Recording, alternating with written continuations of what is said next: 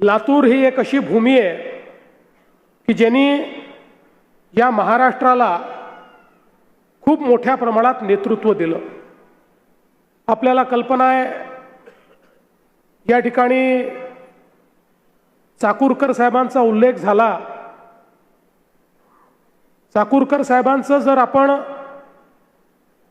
एकूण राजकीय आयुष्य बघितलं तर ज्या प्रकारे नगराध्यक्षापासनं तर लोकसभेच्या अध्यक्षापर्यंत आणि महाराष्ट्रातल्या मंत्र्यापासनं देशाच्या गृहमंत्र्यापर्यंत त्यांनी ज्या पद्धतीनं कारभार चालवला, राजकारणामध्ये अशा प्रकारचे लोक हे आपल्याला विरळ दिसतात।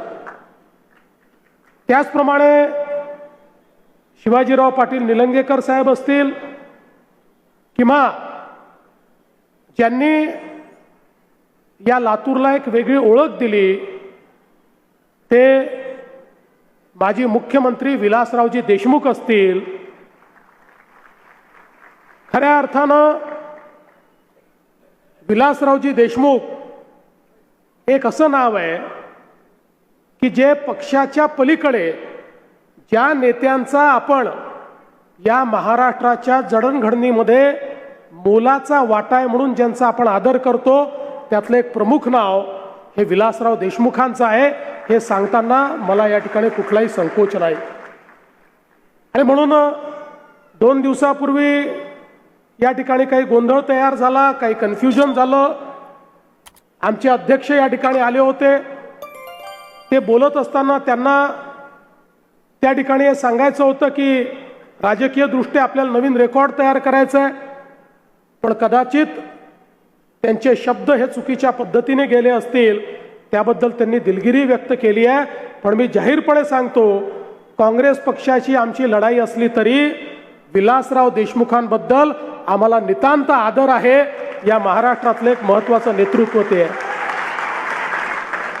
आणि हे लातूर ज्यांची जन्मभूमी नव्हती पण तरी कर्मभूमी होती, असे आमचे नेते गोपीनाथरावजी मुंडे यांचंही स्मरण या निमित्ताने लातूरकरांसोबत केलं पाहिजे असं माझं मत आहे।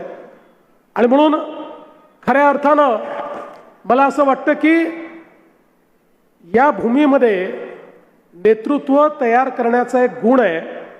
आणि म्हणूनच आजही आपण पाहतो मंचावर बसलेली जी आपली नेते मंडळी आहे, या प्रत्येकाने अतिशय चांगल्या पद्धतीनं या लातूर शहराच्या आणि लातूर जिल्ह्याच्या विकासाकरता या ठिकाणी काम केलं। खरं तर बंधू भगिनींनो, आता या ठिकाणी महानगरपालिकेची निवडणूक आहे।